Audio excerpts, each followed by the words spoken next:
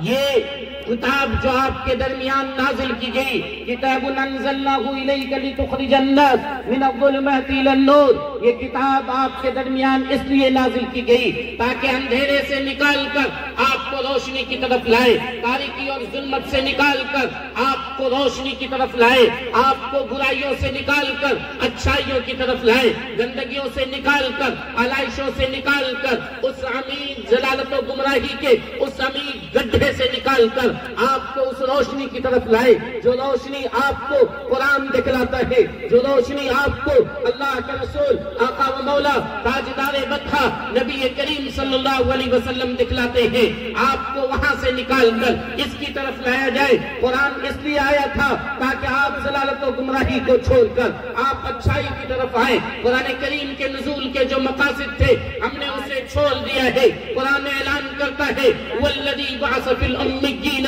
رسولا منہم یتلو علیہم آیاتی ویزکیہم ویعلمہم الکتاب والحکمہ۔ قرآن اس لیے آیا تھا تاکہ آپ کے سامنے محمد رسول اللہ صلی اللہ علیہ وسلم وہ تلاوت بھی کریں، آپ بھی قرآن کی تلاوت کیجئے۔ اللہ کے رسول نے فرمایا تبارک بالقرآن، قرآن کریم سے برکت حاصل کرو، فإنہ کلام اللہ، اس لیے کہ وہ اللہ کا کلام ہے، وہ خرج من، اور اللہ کی ذات سے وہ گویا کہ نکل کر باہر آیا ہے۔ قرآن اس لیے آیا تھا تاکہ ہم اس کی تلاوت کریں۔ قرآن ہمیں اعلان کرتا ہے اتل ما اوحی الیک من الکتاب واقیم الصلاۃ ان الصلاۃ تنہی عن الفحشاء والمنکر۔ اے لوگو، محمد رسول اللہ کے واسطے سے تمہیں یہ حکم دیا جا رہا ہے کہ تم قرآن کریم کی تلاوت کرو۔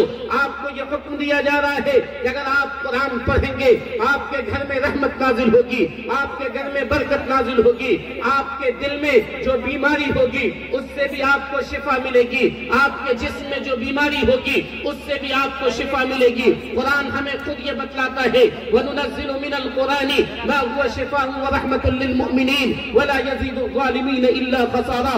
ہم قرآن کو اس لیے نازل کیے ہیں تاکہ وہ مومنوں کو بیماریوں سے شفا دے، وہ تاکہ وہ مومنوں کے لیے علاج کا ذریعہ بنے۔ فرمایا آقا و مولا تاجدار مدح نبی کریم صلی اللہ علیہ وسلم نے اکثروا من تلاوت القرآن، اے لوگو کثرت کے ساتھ قرآن کریم کی تلاوت کرو۔ فإن البیت الذی لا یقرأ فیہ القرآن، اس لیے کہ وہ گھر جس گھر میں قرآن نہیں پڑھا جاتا ہے یقل خیر، اس کی بھلائی کم ہو جاتی ہے، اس کی اچھائی ختم ہو جاتی ہے، ویکثر شر، اس گھر کا شر بڑھ جاتا ہے، اس گھر کی بیماری بڑھ جاتی ہے، اس گھر کی مصیبت بڑھ جاتی ہے، اس گھر میں پریشانی آنے لگتی ہے، اس گھر میں آفت دستک دینے لگتا ہے۔ اب آفت آ کر گویا کہتی ہے کہ ہم تمہارے گھر میں آنا چاہتے ہیں، وہ آدمی اور وہ گھر والا مصیبت کی چکی میں پسا چلا جاتا ہے، وَيُضَيِّقُ عَلَى أَهْلِهِ، اور وہ گھر والے پہ تنگ ہو جاتا ہے، گھر کاٹنے کے لیے دوڑتا ہے۔ لوگ پریشان ہوتے ہیں کہ آج ہمارے گھر میں ہمارا بیٹا ہمارا فرما بردار نہیں، ہماری بیوی ہماری بات نہیں مانتی ہے۔ لوگ پریشان ہوتے ہیں، مولانا کے پاس پہنچتے ہیں کہ آپ ہمیں تعویذ دے دیجئے، ہم بیمار ہیں، ہمارے ساتھ پریشانی ہے، ہمارے گھر میں جنات نے بسیرا لے لیا ہے، ہمارے فلاں بیٹے پر، ہماری بہو پر شیطان آتا ہے، وہ جن آتا ہے۔ آقا نے فرمایا تھا وہ نسخہ جو جنات کو بھگانے کے لیے ہے، وہ علاج جو بیماریوں سے تمہیں شفا دے گا، وہ علاج اور وہ دوائی جو کہ تمہیں بیماریوں سے بچائے گا، پریشانیوں سے بچائے گا، وہ دوائی تمہارے ہاتھ میں ہے، وہ علاج تمہارے ہاتھ میں ہے، وہ نسخہ تمہارے ہاتھ میں ہے۔ وہ کون سا نسخہ ہے؟ وہ یہی قرآن کریم ہے۔ اگر تم قرآن کی تلاوت کرتے تمہارا گھر خیر و برکت سے بھرا ہوا ہوتا، اگر تم قرآن کی تلاوت کرتے تمہارے گھر میں روزی کی کمی نہیں ہوتی، تم خوشحال ہوتے، تمہاری مائیں اور بہنیں رات کے وقت میں اگر سورہ واقعہ کی تلاوت کرتی، خدا کی قسم گارنٹی کے ساتھ میں کہہ رہا ہوں، آقا و مولا تاجدار مدح نبی کریم صلی اللہ علیہ وسلم کی بتائی ہوئی روشنی میں کہہ رہا ہوں کہ آپ کے گھر میں کبھی گھر میں روزی کی کمی نہیں ہوتی، تنگ دستی نہیں ہوتی، فقر و فاقہ نہیں ہوتا۔ آپ نے اس قرآن کو کیا کیا؟ آپ نے اس قرآن کو تاقچے پہ رکھ دیا۔ آپ کو سن کر حیرت ہوگی۔ میں آپ کو ایک واقعہ بتلاتا ہوں۔ ایک امام صاحب کی دعوت ہوتی ہے اور اس دعوت کے اندر جب امام صاحب جاتے ہیں تو دعوت کھانے کے لیے جاتے ہیں، وہاں جب جاتے ہیں تو اس گھر والے کی ٹپائی پر یا میز پر کچھ پیسے رکھے ہوئے تھے، ہوا چلنے کی وجہ سے وہ پیسے اڑ کر رہے تھے انہوں نے اس پیسے کو اٹھایا اور قرآن کے غلاف کے اندر اس پیسے کو رکھ دیا تاکہ یہ پیسہ اڑ کر کہیں ضائع نہ ہو جائے۔ امام صاحب نے یہ سوچا کہ غلاف کے اندر رکھ دیا جائے گا۔ اس کے بعد امام صاحب کھانا کھائے اور چلے گئے، وہ بتانا بھول گئے وہ گھر والا ہر سال رمضان کے موقع پہ امام صاحب کی دعوت کرتا تھا، لیکن جب دیکھا کہ پیسہ غائب ہے ان لوگوں نے یہ سمجھا کہ یہ امام چور ہے، یہ پیسہ چوری کر کے لے کے چلا گیا۔ وہ آدمی جو سلام و کلام امام سے رکھتا تھا اس نے سلام و کلام بند کر دیا۔ اس کی بیوی ہمیشہ اس کی برائی کرنا شروع کرنے لگی کہ کیسا امام ہے، لیکن ہر سال اس کی دعوت طے تھی۔ اب رمضان کا مہینہ آیا، ان دونوں نے آپس میں مشورہ کیا کریں تو کیا کریں، اگر دعوت نہیں کریں گے تو لوگ کیا کہے گا۔ مجبوراً انہوں نے دعوت کی۔ دعوت کرتے ہوئے جب وہ کھانا کھلا رہے تھے تو اس کی بیوی نے تذکرہ کر دیا کہ امام صاحب آپ پچھلے سال دعوت میں آئے تھے اور یہاں سے آپ نے پیسے کی چوری کر لی، آپ انتہائی غلط کام کیے، اس لیے ہم لوگوں نے آپ سے سلام کلام بند کر دیا تھا۔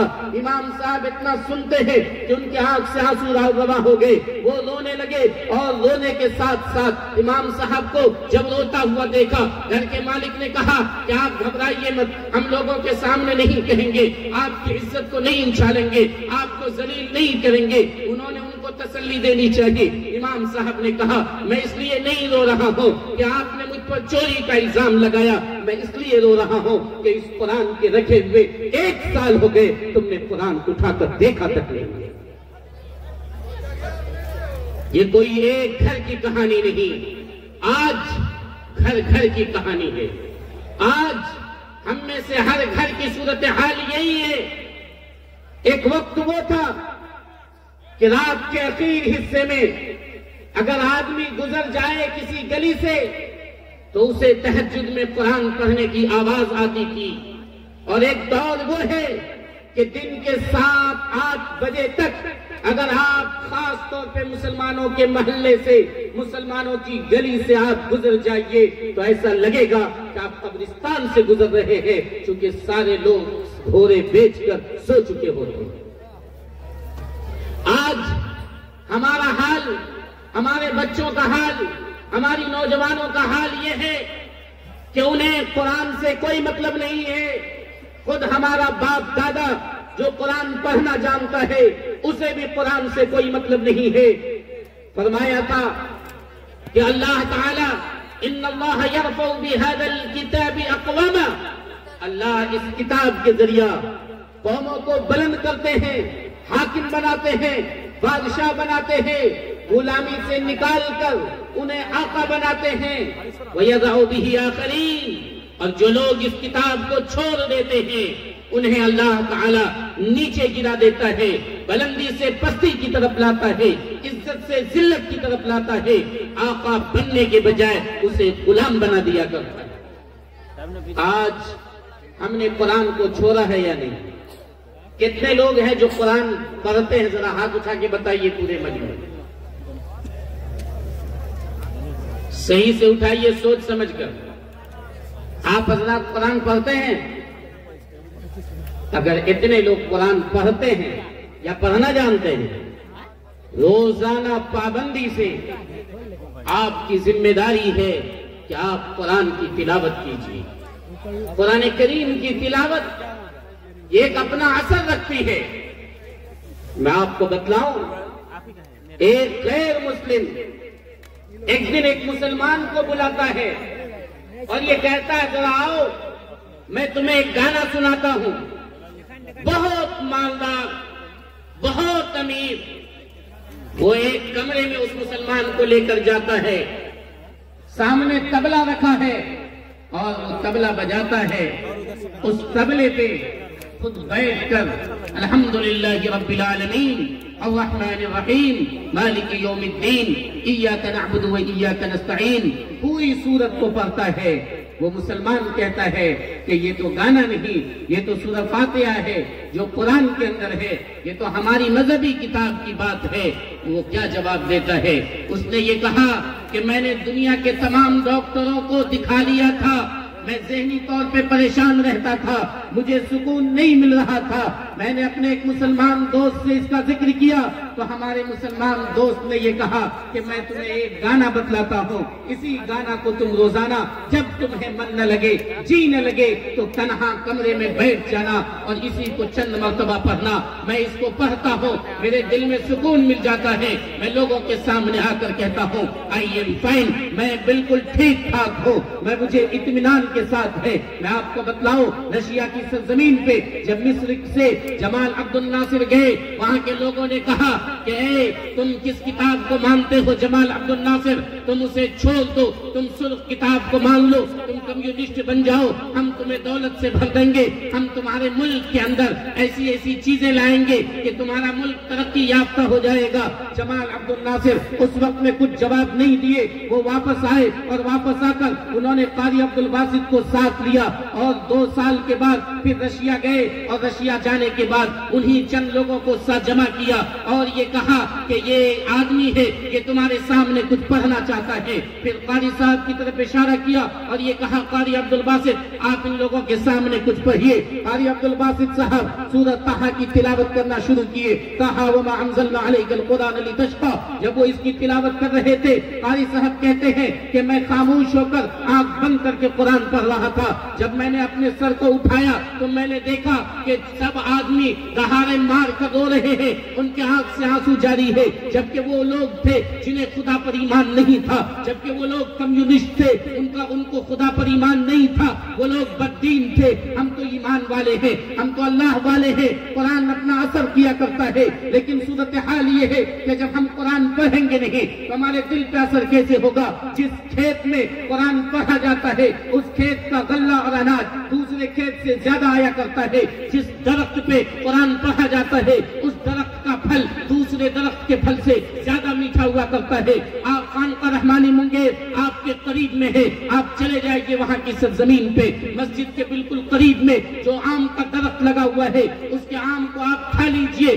ایک عدد آم اگر آپ کھائیں گے آپ کو وہ لذت اور وہ شیرینی, وہ مٹھاس آپ کو لگے گا جو اسی قسم کے اسی جنس کے دوسرے آم میں محسوس نہیں ہوا کرتا ہے. مفکر اسلام حضرت سید مولانا محمد ولی صاحب رحمانی رحمت اللہ علیہ ایک واقعہ ایک بات بیان کیا کرتے تھے کہ خانقاہ کے اندر ایک امرود کا درخت تھا. دنیا کے تمام امرود کے درخت سے اس زمانے میں وہ امرود کا درخت بڑا بھی ہوا کرتا تھا, جبکہ انجیکشن کا سلسلہ نہیں چلا تھا اور یہ بھدیا اور یہ دوسرا تیسرا امرود یہ آنا شروع نہیں ہوا تھا.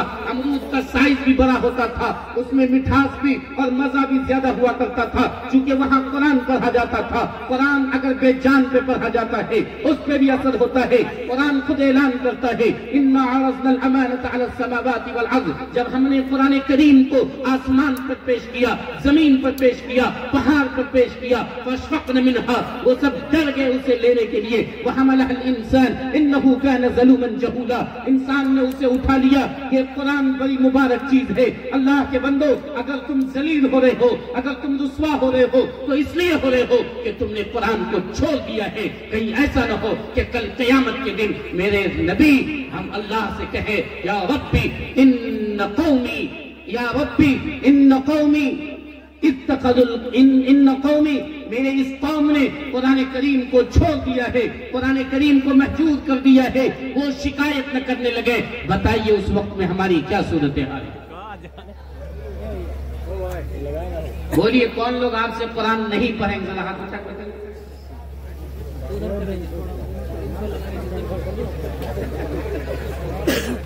اچھا جو لوگ قرآن پڑھیں گے وہ ہاتھ اٹھا کے بتائیے. انشاءاللہ پڑھیں گے. آپ کو میں بتلاؤں جہاں قرآن پڑھا جاتا ہے, مسلم شریف کی روایت ہے, بخاری شریف کے بعد جس کتاب کا نمبر ہے وہ مسلم شریف ہے. آپ نے ابھی شیخ الحدیث دامت برکاتہم سے آپ نے باتیں سنی. یہ پورا جلسہ کئی وجہ سے بابرکت ہے. اس میں ایک بڑی وجہ یہ بھی ہے کہ بخاری پڑھانے والے شیخ الحدیث دامت برکاتہم آپ کے اس جلسہ میں, آپ کے اس گاؤں میں تشریف لائے ہیں. مسلم شریف کی حدیث ہے وَمَجْتَمَعَ قَوْمٌ فِي بَيْتٍ مِّن بُيُوتِ اللَّهِ کچھ لوگ بیٹھ کر جس جگہ بھی اللہ کی کتاب پڑھتے ہیں وَيَتَدَارَسُونَ بَيْنَهُمْ، اور آپس میں اس کا مذاکرہ کرتے ہیں، پڑھنے پڑھانے کا کام کرتے ہیں، سیکھنے سکھانے کا کام کرتے ہیں، نزلت علیہم السکینہ، اس جگہ پر سکینہ نازل ہوتا ہے، سکون نازل ہوتا ہے، اطمینان نازل ہوتا ہے، عافیت نازل ہوتی ہے، وغشیتہم الرحمہ، رحمت ان تمام لوگوں کو ڈھانپ لیتی ہے، وحفتہم الملائکہ، فرشتے انہیں چاروں طرف سے گھیر لیتے ہیں، وذکرہم اللہ فی من عنده، اللہ تعالی فرشتوں کے سامنے فخر سے کہتے ہیں کہ دیکھو یہ وہی انسان ہے جس کی پیدائش پہ تم نے اعتراض کیا تھا، آج یہ قرآن کریم کو بیٹھ کر پڑھ رہا ہے، اس کی تلاوت کر رہا ہے۔ اگر آپ قرآن پڑھیں گے تو بھی ثواب،